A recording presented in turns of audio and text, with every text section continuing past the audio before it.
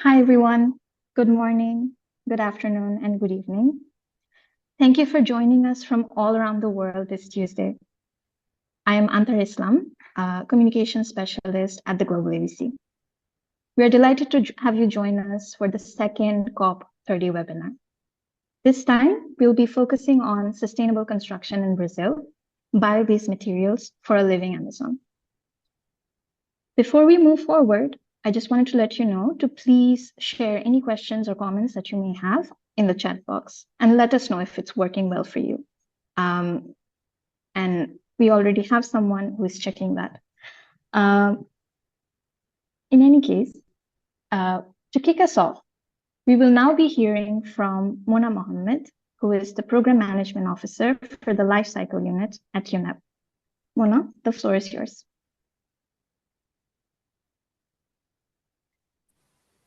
Thank you, Antara, and thanks everybody for being here today. It's a pleasure to see you all here and to see the excitement that this topic is generating. So to start, I just want to say that UNEP's work on the buildings space in the buildings and construction sector is really based on life cycle principles and the life cycle approach to this sector. So we know that the sector covers about the sector is responsible for about 37% of emissions. And we know that about 10% of these 37% are coming from materials. So this only goes to show the importance of dealing with materials and embodied emissions in this sector, particularly as we know that operational emissions are going to be reduced as the grids decarbonize globally, and that means that building materials will contribute even more to emissions, and we have to keep that in mind as we move forward. So from that space, UNEP and the Global ABC, the Global Alliance for Buildings and Construction, have put together the Materials Hub as under the Global Alliance for Buildings and Construction. And the Materials Hub looks at materials both from an environmental perspective, but also from a social perspective. And then we work in this space looking at three different areas of interest: the circular built environment, the whole life cycle policy coalition, and the bio-based and geo-based materials group. So these three groups look at different aspects of the materials work at the Global ABC, and we look at everything from ensuring that we have the right political motivation and advocacy in this space to having the right tools to look at all of these different aspects.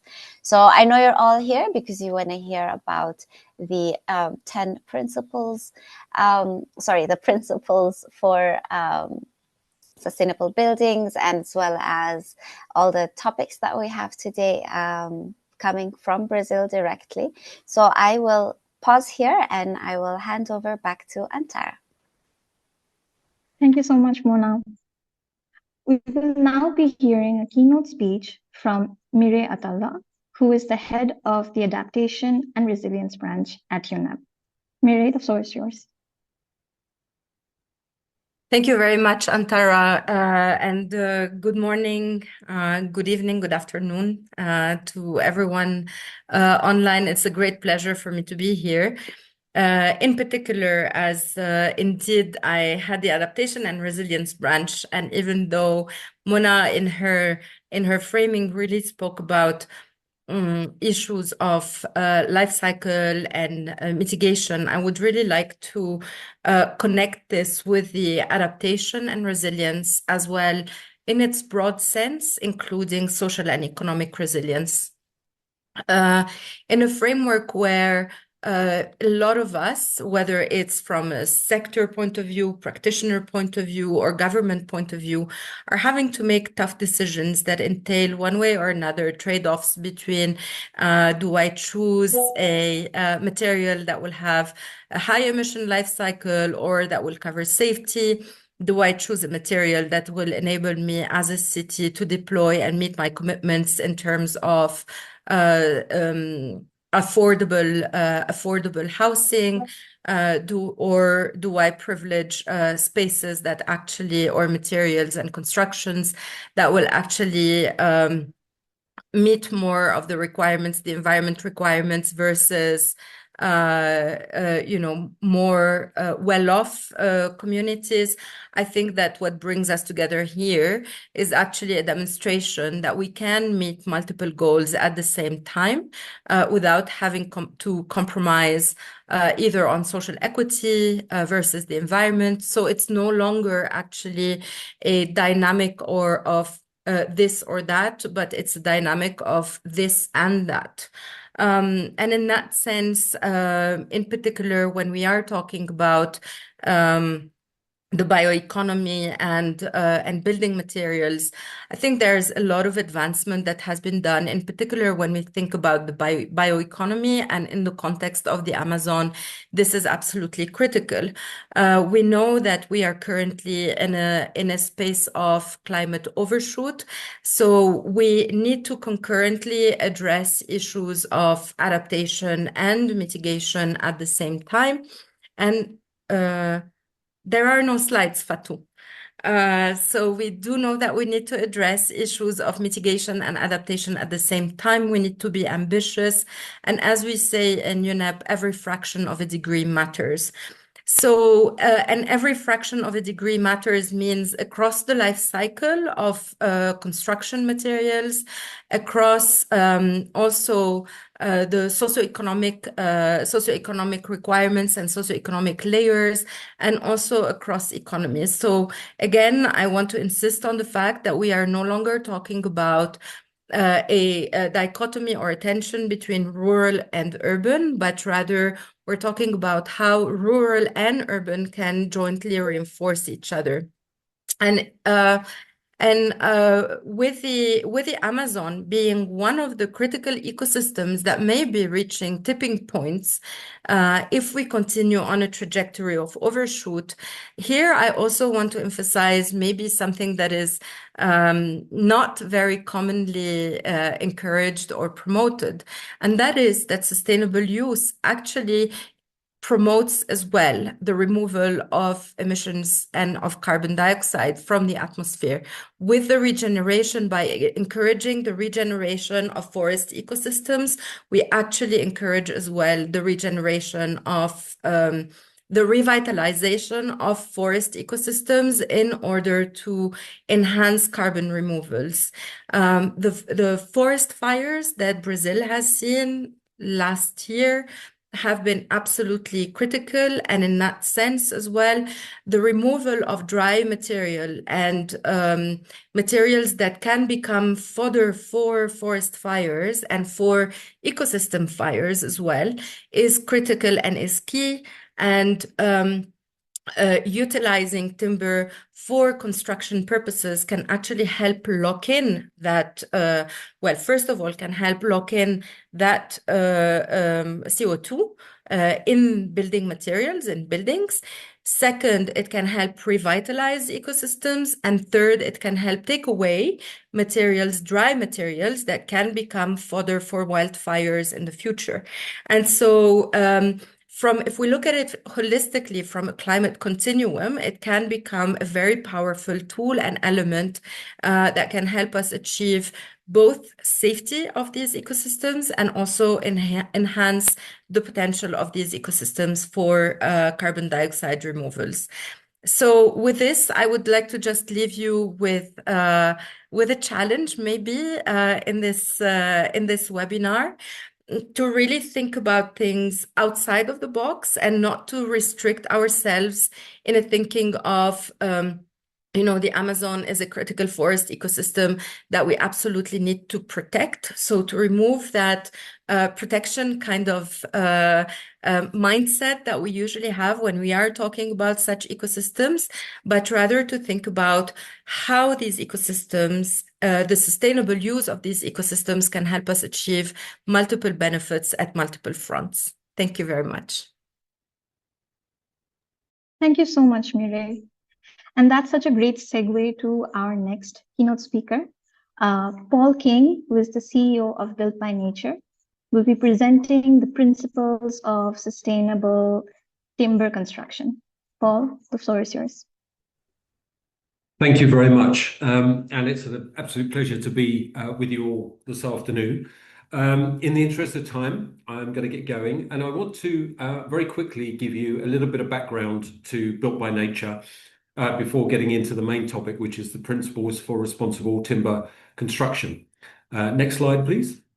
So the vision of Built by Nature, which was established 3 years ago, is a built environment in harmony with nature. Often, of course, we see a built environment that's very much at odds with nature, but I won't repeat the statistics that you're undoubtedly familiar with. Next slide, please. So our mission is to help lead a global transformation of the built environment by accelerating the responsible use of timber and other bio-based materials for the benefit of climate, nature, and people. And this is because, if we move to the next slide, something, again, many of you will be familiar with, is the so-called triple S value of timber and bio-based materials. That is that, of course, as these materials grow, they sequester carbon, they take carbon from the atmosphere to form the fabric of the tree or the plants. In many instances, these materials can be used to substitute for more carbon-intensive materials, including cement and steel. And furthermore, they are a natural carbon capture and storage technology, and that if used in the right way in buildings, can store carbon for very long periods of time. Now, of course, we appreciate that the vast majority of buildings will be hybrid buildings using a range of different materials. And the challenge, of course, is how we use the best available materials to achieve the lowest carbon footprint. But what we want to see is timber and bio-based materials getting up onto a level playing field with some of the other mainstream materials that we see in our built environment. Next slide, please. So just a snapshot of Built by Nature. We work through networks. We now have 6 networks across Europe. These contain something over 120 different front-runner companies focusing on the demand side of the industry. So these are investors, developers, designers, architects, engineers, insurers, and asset owners, as well as contractors and city officials. And we also have a regranting function. So we are able to grant funding to help overcome some of the barriers to using timber and bio-based materials. In the first 3 years of our life, we have mobilized 36 of these projects, costing something like 13 million euros in total. So we've been able to leverage that funding into those projects. Next slide, please. This is just a snapshot of our front-runner network across Europe. So you'll see, again, many different organizations, as I say, across the demand side, and also some other organizations in there, some NGOs and other organizations that are part of our movement. Next slide, please. What these networks consistently tell us is that there are a number of different barriers that they face in using timber and bio-based materials. And as you can see here, these range from policy issues to technical issues about the performance of timber and these materials, through to the way that they're perceived, for example, the impacts of moisture or concerns about fire safety, through to issues around where the materials come from, how sustainable are the supply chains, for example. Next slide, please. This is an example, and there are a couple of examples here that I'll show you very, very quickly about the way that we work. So typically our networks identify barriers. In this case, the fact that it can be very difficult to secure insurance for timber buildings. We then bring together different actors across our networks to try and find solutions to this. We come up with these solutions and we publish the results and share them as widely as possible. In this case, some best practice guidance developed by developers, architects, engineers, insurers, and insurance brokers, producing guidance that's been downloaded now over 8,000 times and is being adopted in other countries and translated for use, for example, in the United States. Next slide, please. Another example here is how we work together to explore the potential to put a value on the carbon storage potential of timber and other bio-based materials, which has gone on to inform the development of policy under the carbon removals regulation in Europe. So we're seeing now the theory explored by our front runners now directly informing European policy and starting to be embedded in the way that people are beginning to put a value on carbon stored in buildings. Next slide, please. And last example here, this was to tackle the perception that in London, the site, of course, of the terrible Grenfell tragedy from a few years ago, where a huge residential tower block burnt down, costing many, many lives tragically, had a big impact on people's concerns about combustible materials, including timber, although there was no timber involved in that fire. This project set out to demonstrate that you can build residential buildings in London, where some of the strictest regulations are in force anywhere in the world, using timber, and how that can be done safely. And again, this has been reviewed, certified, and the biggest insurer and provider of warranties of homes in the UK have provided guarantees that they would insure and certify these buildings built to these sorts of standards. So just a few examples there of the kind of work that we do. And it's not just timber. We're concerned with broader bio-based materials as well. Next slide. Some of you will remember this, an excerpt from a UN, of course, led report from a couple of years ago, demonstrating the potential for a whole range of different bio-based materials to expand into this sector over the coming years. Next slide, please. Last year, that was the subject of the Built by Nature Prize. And if we go to the next slide, you can see here we had applications from over 30 countries around the world, 300 applications looking at almost 30 different bio-based materials that are starting to be developed for use in buildings. Next slide, please. However, while obviously we are advocating that we think it's a good thing to increase the demand for timber and bio-based materials, it's essential, of course, that we do this in a responsible way. What we don't want to see is increased demand leading to the wrong outcomes. And that is very much in line with the Forest and Climate Leaders Partnership initiative around greening construction with sustainable wood, launched, as you can see here, at COP28 in Dubai and supported by 17 of the governments that form part of the FCLP coalition. Next slide, please. And that has led to the development of the principles for responsible timber construction. These very high-level principles are intended to create a common language that is applicable globally to guide investment in and growing demand in timber and bio-based materials. If we go to the next slide, you can just see what these are in headline terms. Number one is about extending the life of existing buildings before we think about demolishing buildings and building new ones. Secondly, looking at accounting transparently for the whole costs across the life cycle of the building. Thirdly, ensuring sustainable forest management. Fourthly, maximizing the carbon storage potential of wood, making sure that we maximize the amount of time that wood is used and is reused in buildings that are designed for disassembly, and then that wood is used through cascading into different forms before it's thrown away or burnt at the end of its life. And finally, the need to promote a timber building bioeconomy, recognizing that over the last 100 years, our industry has been dominated by concrete and steel. We need to skill up and rethink the way that we use timber and bio-based materials. Next slide, please. So what we're doing in the run-up to COP is we're producing with our partners Bauhaus Earth a guidance report exploring some of the issues requiring further development, both for governments and for the industry. We are developing an implementation framework, which will be launched at COP, which will enable people who want to apply the principles to directly pick up guidance, tools, and examples of best practice.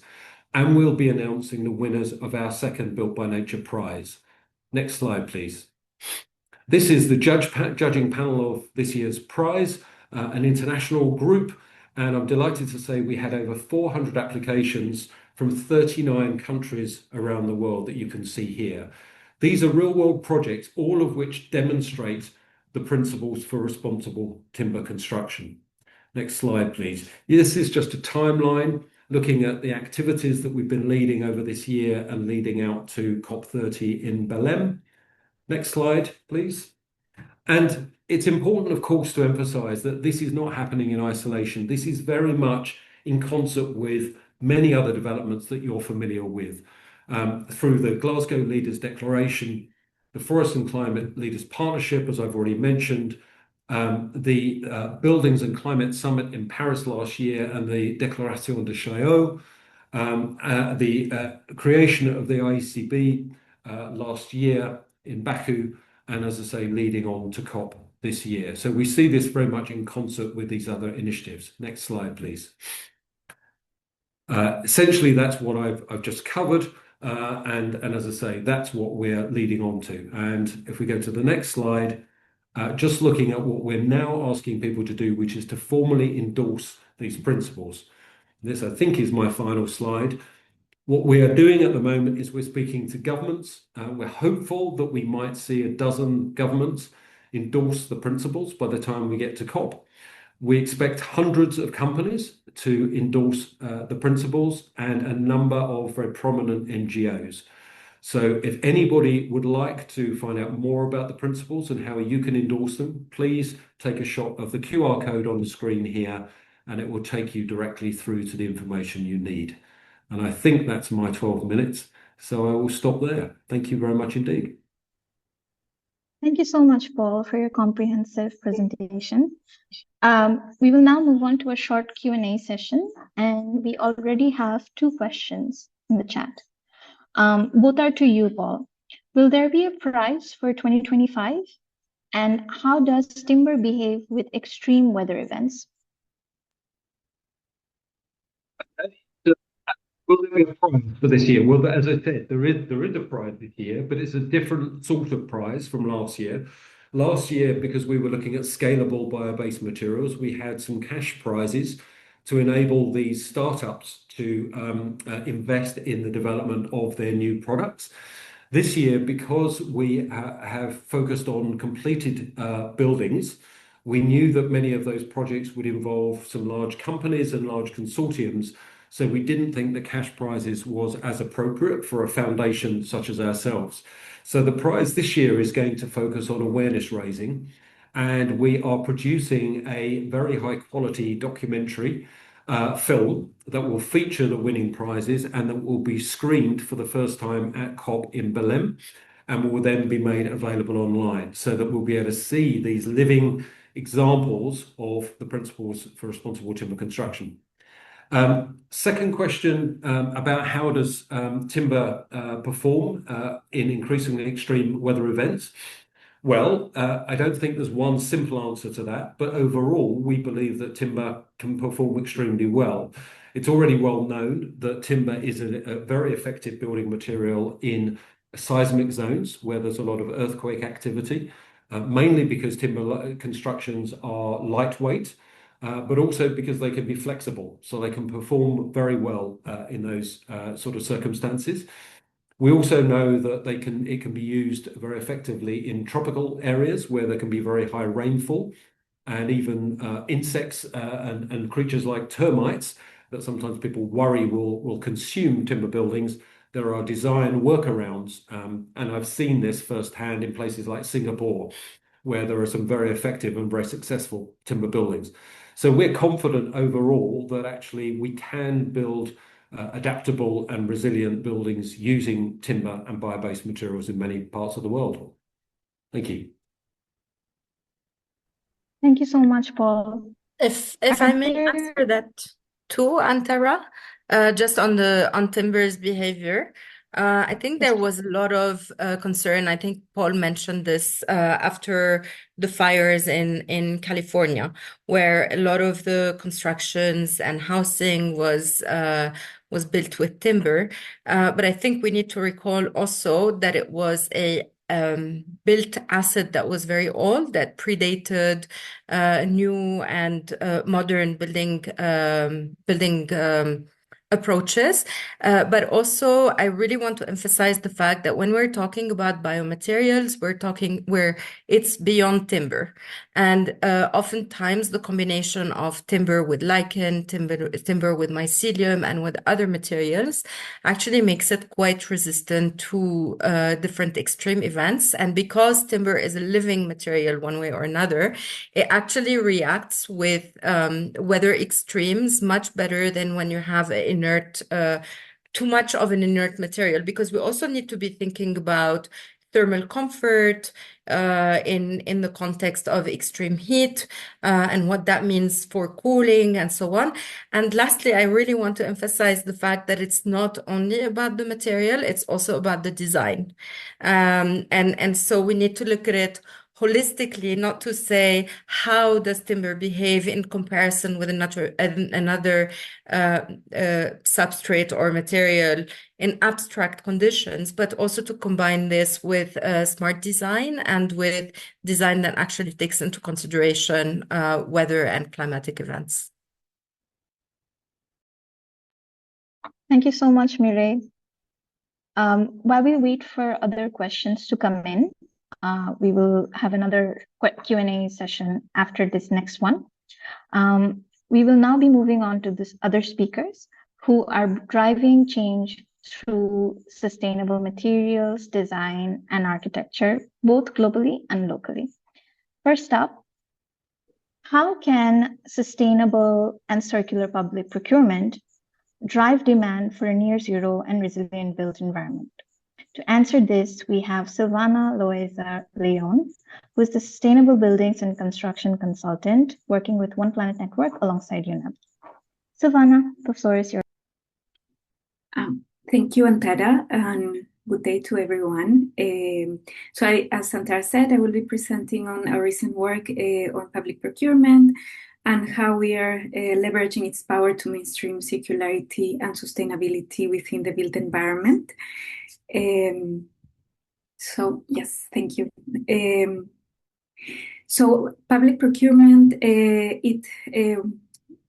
it directly affects the quality of life and well-being of citizens, of all of us. It provides services within the built environment, transportation, communications, energy, and many others. It also drives market demand. It shapes how public resources flow into markets, and moreover, it sets the rules of the game, defining who participates, under what conditions, and with what expectations, with the aim of maximizing public value and also building public trust. At this point, we are now at the global, please go back to the last slide. Thank you. We are now at the global momentum for sustainable public procurement, as stated at COP30, Objective 21 on climate integrated public procurement, which refers to the practice of aligning government procurement decisions with climate goals, specifically with the goals of the Paris Agreement and national climate strategies. It means that when governments buy goods, services, infrastructure, they must consider climate impact in the decision-making process. This goes beyond cost or quality. On the next slide, please. Why is sustainable public procurement important in governance? Is because it helps governments at different levels to balance their environmental, social, and economic priorities through social inclusivity, environmental policies, and resource efficiency.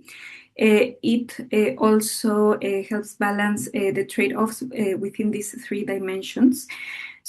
By embedding sustainability into procurement, governments lead by example, driving innovation, shaping responsible markets, fostering responsible consumption, and creating green jobs. It's not just about buying goods, but it is about investing in the future.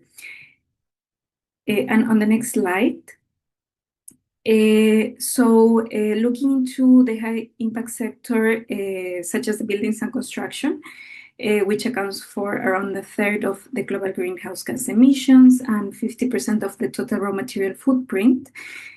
Public procurement is seen as a key driver for global demand, and because so much of countries' expenditure is done through the procurement of buildings and their supporting infrastructure, it is important to make sure that the procurement they're doing is sustainable to ensure long-term well-being. On the next slide, I would like to speak a little bit about what we do at UNEP. So we have a global mandate for member states to work towards achieving SDG 12, that is the 10-year framework of programs on sustainable consumption and production. This is a framework that is implemented through a multi-stakeholder partnership, that is the One Planet Network, which is a network that has more than 1,500 partner organizations, including governments, businesses, civil society, and others, as you can see on the right side of the screen. Next, please. And within this 10YFP, one of its programs is dedicated to sustainable public procurement. This program is led by UNEP, but also by member states dedicated to advance this agenda.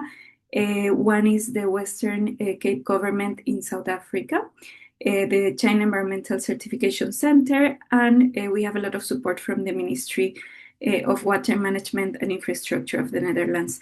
This multi-stakeholder network is also supported by an advisory committee.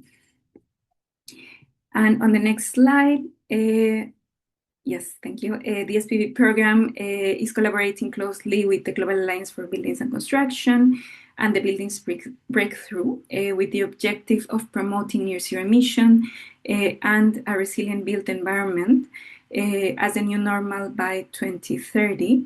The SPP program leads the Buildings Breakthrough Priority Action 2 that is on demand creation.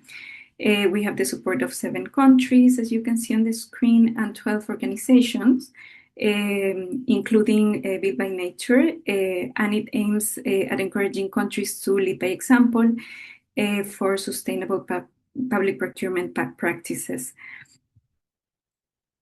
And within this Buildings Breakthrough Priority Action on Demand Creation group, and through a rigorous consultation process with over 200 stakeholders across the buildings and construction value chain, we have co-designed what we call the Global Framework for Action to harness circular and sustainable public procurement to drive demand for a near zero and resilient built environment. What sets this framework apart is that it addresses the whole life cycle of buildings with a circular economy approach. It considers embodied and operational emissions, and it aligns with global initiatives and includes practical pathways for its implementation. And the Global Framework for Action, it is structured in 2 parts. The first part is that we also have 5 common principles that are broad and that can be aligned across different stakeholders and across specific local contexts. And the second part is a set of practical actions to help advance these principles. You can find a complete framework by scanning the QR code that is on the left side of the slide. And to talk about these 5 common principles, the first one recognizes the role of governments at different levels to accelerate the uptake of circular and sustainable public procurement. The second principle talks about connecting procurement efforts to the financing, planning, and design stages. The third principle is about embedding circularity and the goals of near zero emission and resilience to the complete procurement cycle. The fourth principle is on capacity building, focused on procurement officers mostly. And the fifth and last is a holistic approach that considers environmental and social impacts, avoiding potential trade-offs, avoiding and balancing potential trade-offs, and it includes measuring and reporting under SDG 12.7.1. And in this slide, I would like to summarize this approach to the framework. It went from baseline studies, mapping of ongoing initiatives. We engage in broad consultation processes to co-design the 5 common principles and the whole framework. And we are now focusing on supporting the implementation by facilitating capacity building activities, but also engaging with governments for endorsement of the framework. In more detail, and after hearing back from our counterparts and through bilateral meetings with members of this working group, we have decided to focus on 4 areas of implementation to support those member states that already have regulatory frameworks and need comprehensive tools. So to this end, the first is on technical support and capacity building, focusing on procurement practitioners and it's in their intersection with the built environment value chain to implement these procurement practices on the ground. The second is on putting together some tools based on life cycle assessments, eco-labels, and non-cost criteria, including circularity, for example, and tailor it for procurement processes. The third is on driving market development and engagement towards innovation. And the last one is on measuring impact under SDG 12.7.1 indicator, that is on the number of countries implementing sustainable public procurement policies and action plans. So with all of these, our aim is to incentivize a more efficient use of public resources while improving social well-being and minimizing environmental impacts. So right now, the Global Framework for Action is open to be endorsed by governments at different levels through a voluntary action. There's an endorsement package available at the One Planet Network website. And on the last slide, and for more details, I would like to invite you to visit the website through scanning the QR code and get in touch with the SVP team at UNEP if needed. Here's our emails. Thanks a lot. Back to you, Antara. Thank you so much, Silvana. And to our audience, we will be sharing the presentation slides with you after the webinar ends. So you'll find any details for contacting Silvana included there. Up next, we know that building with communities and for communities is the best way forward for sustainability. But how can we be practical about this? Sharing her insights with us, we now have Noelia Monteiro, who is the director and architect at Estúdio Flume from Sao Paulo, Brazil. Noelia, the floor is yours.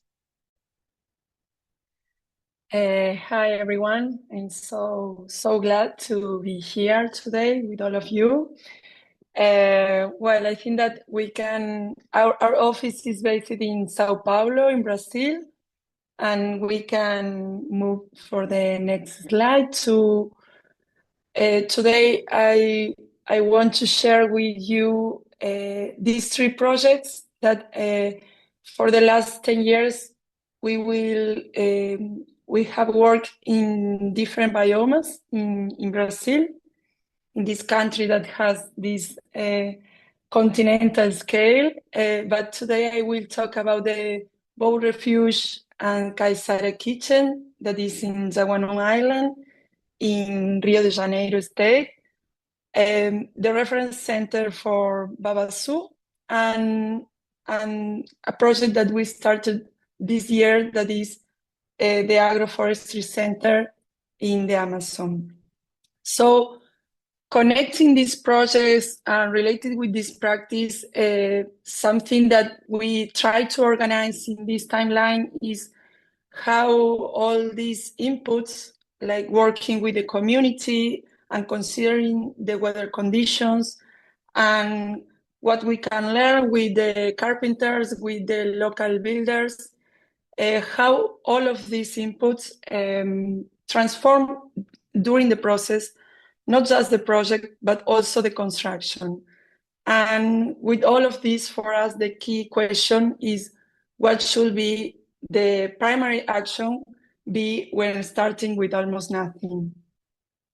So these three projects, and this is a picture that I really like, that I took in a rural camp for Jaborandi harvesters, and how we can do exactly when we don't have many resources, and could be something simple like create this shadow.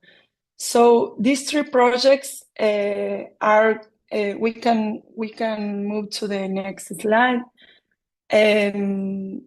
These three projects are, they bring different conditions, like the first one, the boat refuge. We had the opportunity to maintain the existing pillars and bases. The second one, the agroforestry, was something completely new. And the last one, the Center for the Agroforestry, is this project that is we are working in at this point. So the first one, that is the boat refuge, that we can see, we can move for the next slide. And also to the next one is the boat refuge. And this is the island, Yawanung Island, where it's located. And we can see there are only a few houses. So this was the context. And we can go to the next slide. So this was the construction that they had. For maintain the structure, the place was, we need to think in a new roof, like, and how to create this, how to highway, and for that we create this art roof. We working with a space that had low clarity, high humidity, that we can see also in the next slide. They used to have also the gas tank inside of the indoors. So the idea was how to reuse as much as possible. And with this question, the pillars and the bases was something that we could reuse. So to design the structure, we work with physical models. This is something that works really well in all this process, working with the communities to think what is possible to do in terms of the structure, but also to share the ideas, to communicate, and to understand if it's something that works and have sense also for the community. And also during the construction process, to share ideas with the carpenters and builders. And to build this roof, we learn from the expertise of carpenters experienced in canoe construction. We left the timber submerged in water to saturate it, and we were able to manipulate it to create the art that we can see in the next slide about the construction process. So here are some images from the construction process and the final result. One thing we did differently was creating this deck. In this case, we worked with the same material, the traditional use, that was the bamboo, but now it's no longer in direct contact with the humidity from the soil. So yeah, this is how it looks, because as the project is small, but in any case, the idea is work in a big project. about how to connect the tourists with the local community and with the environment. The second project was the reference center for Babaçu coconut harvesters in Sumauma village, that is in Maranhão state, and we complete this building in 20 and 22. But for this project, we learned from an earlier project, the renovation of the Babaçu flower production factory. This village is quite close, like 2 hours from the other project, and we worked closely together to understand the production process, learning about the Babaçu harvest, the breaking of the nuts to extract the almonds, and the production of charcoal by reusing the coconut waste. The aim of the Babaçu Harvester Reference Center was to develop activities that add value to their products. Here we work through a co-working process, collaborating with small groups to give everyone the opportunity to share their ideas and expectations for the project. In this region, many traditional mud houses with timber frames can still be found. This type of construction performs very well in regulating temperature, especially considering the local weather conditions. The village is in a lake region with a hot climate all year round and 2 clear seasons, dry and rainy. When the rains arrive, the lake levels rise and people travel by river. So given this condition, especially during the rainy season, the idea behind building the center was to start by constructing the roof first, like a large umbrella. Once the roof was in place, we produced compact earth blocks using a manual press. So here we have some pictures of the harvesters working together. Breaking the coconuts is their main activity.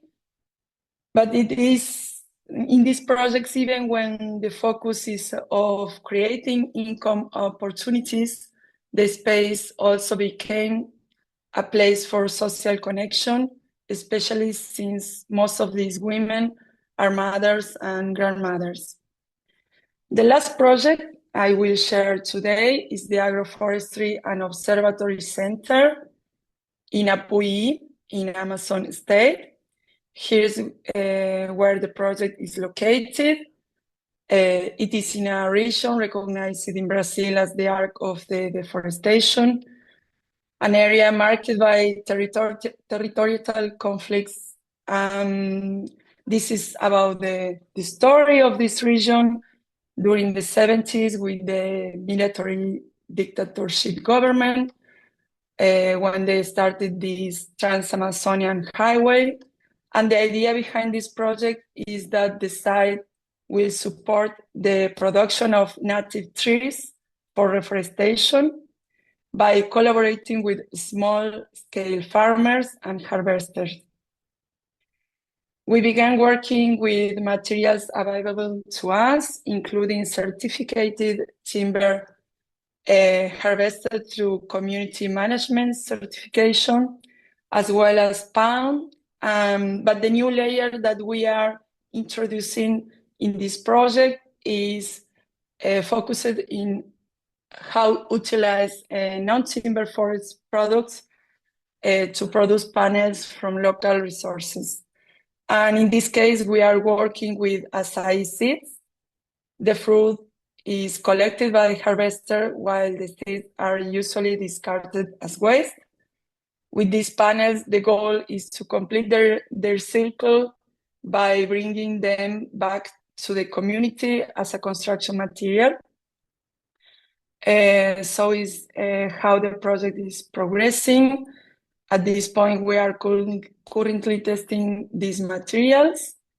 And these pictures are from June. We were there last month.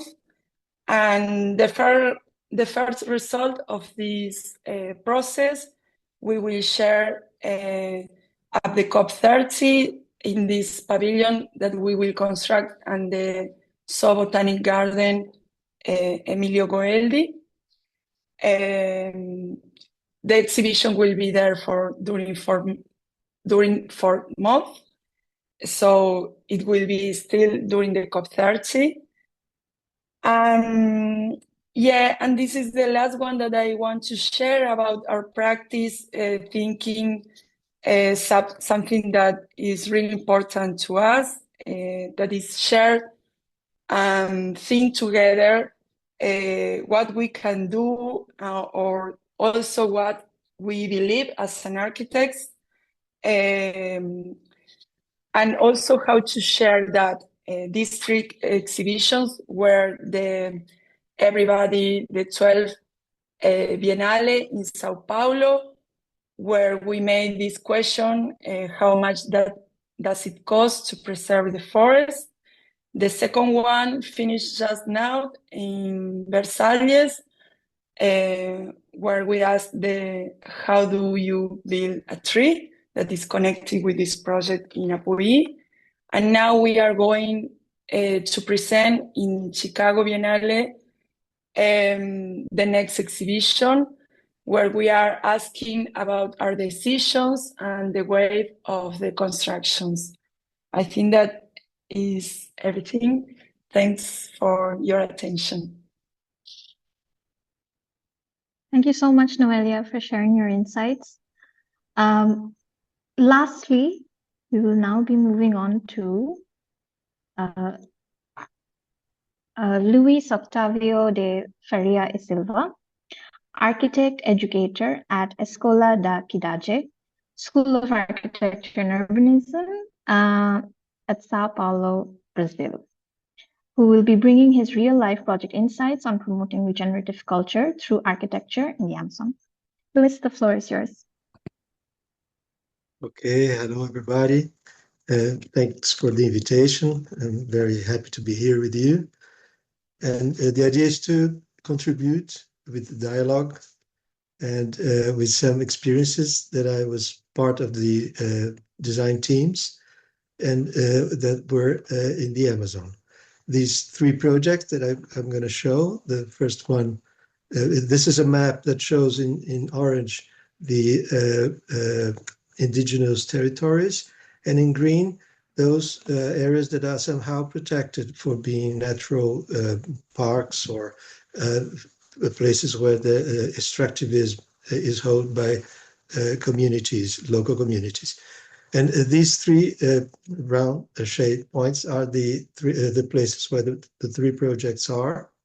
The first one on the top, on the right, on the top is the Marajó region, and the second one, a survey that we helped the Kamayura, a ethnic group north of Mato Grosso, that wanted to make the survey on their architecture, and the third on Rondônia State, and which was a center of media and cultural and media center. And all these 3 projects were held by this research initiative called Architecture and Biosphere Platform, that works under the Escola da Cidade, a School of Architecture and Urbanism in São Paulo, Brazil. And the idea is always to think and help architecture to be part of a regenerative culture. And you can go to the next, please, next slide. So these are some images to show this process of project that for the schools in Marajó. Actually, you perfect. This is the Marajó region. Usually we hear that here as about Marajó as an island, but actually it is an archipelago with many islands. And what is seen with emphasis in this sketch is the municipality that in Marajó we worked with, because they were making these changes in the school, all the schools, municipal schools, and we entered as a school as well. But thinking about architecture, how could it help in this process of reform, changing? And then we went to these to these villages in this municipality. Noelia, the previous speaker, is part of the team that made this process of design. And then we wanted to understand how the things were happened in the villages. So these are some sketches showing the way houses are built near, following the river. And as there is a difference of river level depending on the season, they build in a way that sometimes they are near the water, but not over it, and sometimes the water comes under the houses, as you can see in these images.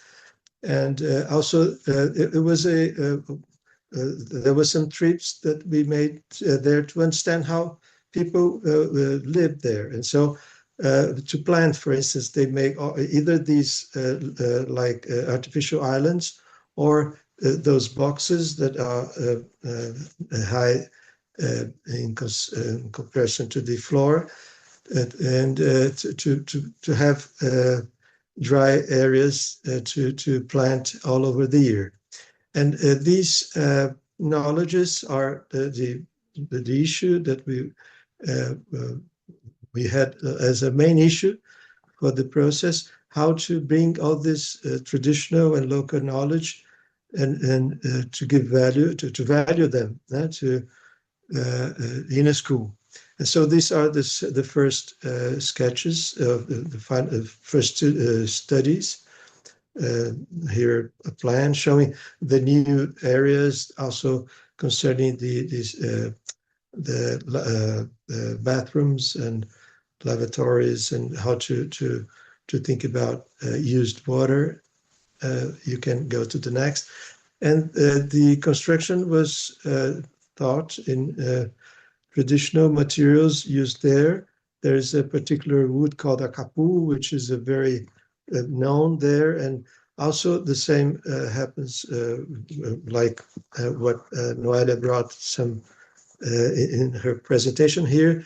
The builders, house builders are also boat builders, so they use this wood that is very that happens to perform very well in this either wet or either dry situation. So the idea was also to cover all those corridors that were also were thought as the sidewalks of these villages, like bridges, but covered with straw.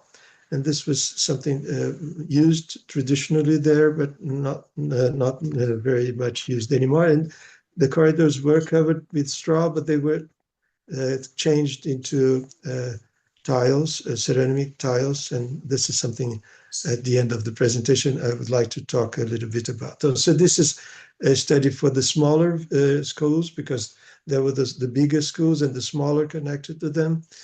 And but this was you can go to the next slide, because this is to show a bit of the contribution of the architects in this process of thinking about the schools in that municipality. This is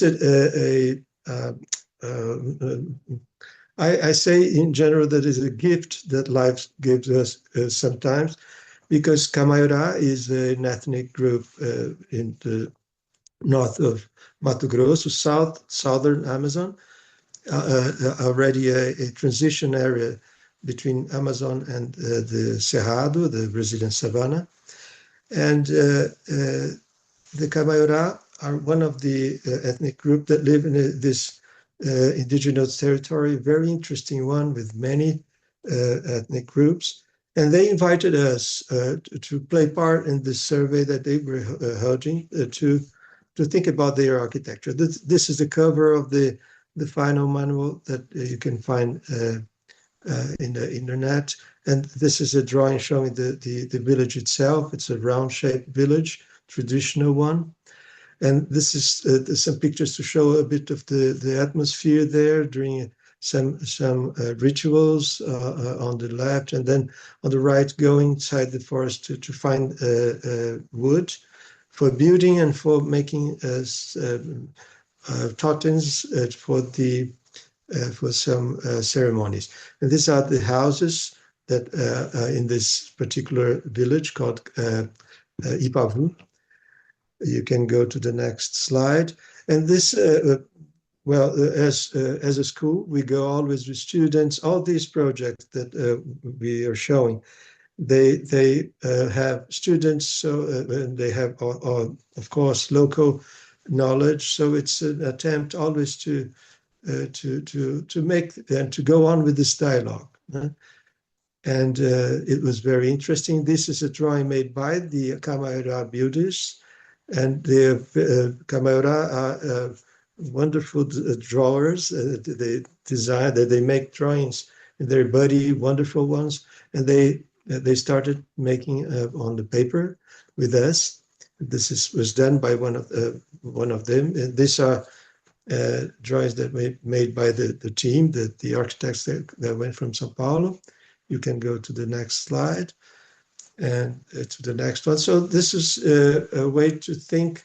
This is when we presented and we offered the final manual to the village itself.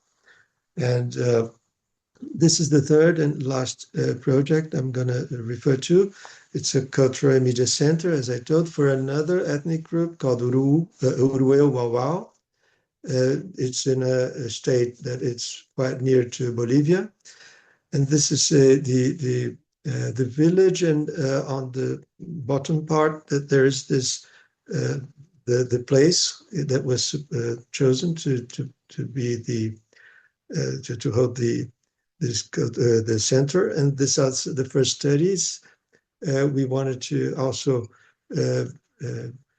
somehow celebrate and use all the knowledge of the traditional architecture there. You can go to the next slide, please. And these are the final drawings.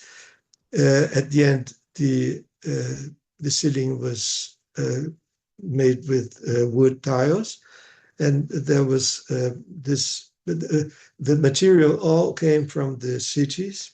It was not harvest, let us say, in the surrounding. And there were many. So this, the three cases that were seen here, this is the one that the materials are the most, let us say, conventional one that come from the villages, not from the cities, that are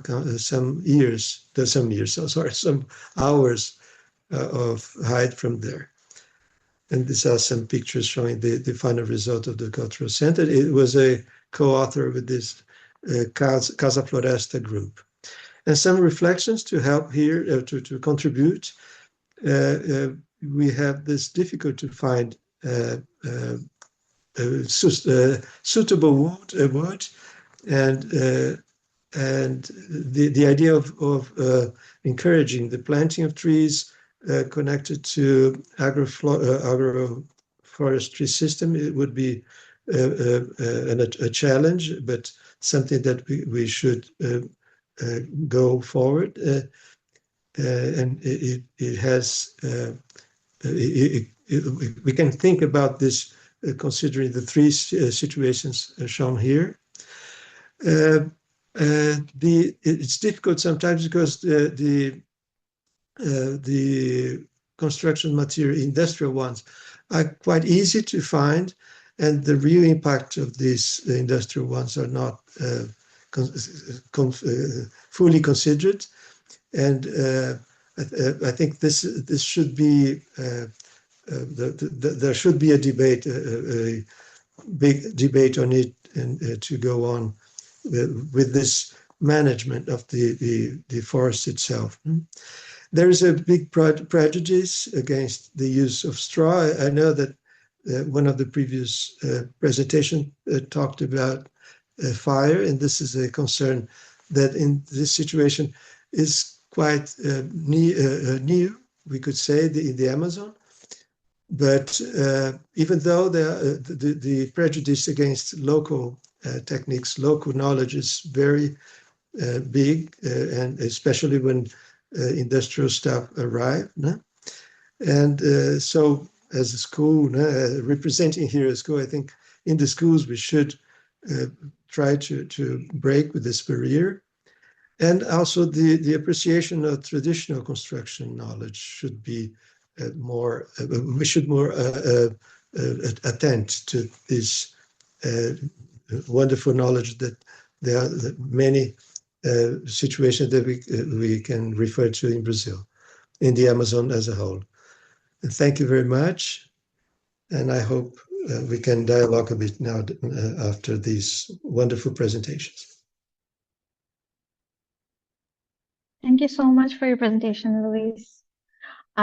We will now be moving to our final Q&A round. So to the audience, if you have any questions, now is the time to raise them. We can wait for 20 seconds because we've already exceeded our time by some extent.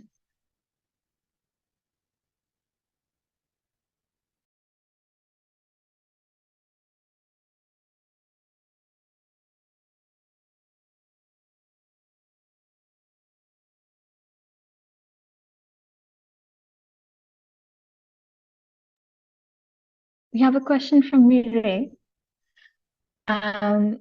To Noelia and Luis, what were the main challenges that you faced during your projects? Would Noelia or Luis, who would like to go first? Well, Ladies I first. think that we can go together. But yeah, I think that there are many challenges working in these conditions. I think for us, something that we are really connected to understand when we travel for these places that most of them are in remote areas is about learn what we can do with the materials that we have around. Like sometimes some materials look like really pertinent for this region, like, but in some case they need to travel like far from another state because there is not someone that has the production of this material in this region and that. So thinking in that, when we think in sustainability and carbon emission, is also understanding how far this material came to be part of this building, for example. So this is something that at least probably at the time that I was at the university, we didn't talk about that. And now it's something that I have been learning in the practice, working with the communities. I would like to add to Noelia's thoughts that this difficulty is, it seems to be a paradox, isn't it? Because sometimes you go to a place where with forests and supposedly at least there are good, wood, there is wood to be used. But no, I mean, the scale of the devastation, I mean, has made that the wood is far from the places where they need to build. And traditional way of building doesn't count with this situation, I mean. And sometimes we were like afraid of the situation because no, what is the proper material for this situation? But where does this wood come from? And sometimes it comes from very far and not very easy to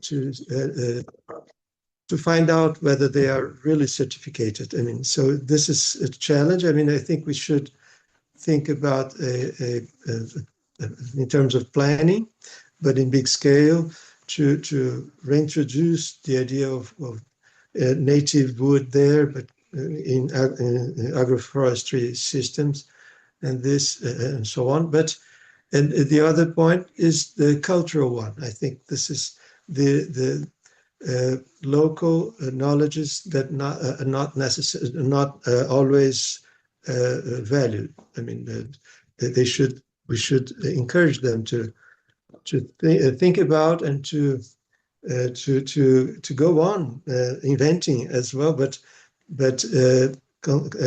having trust in their local knowledge.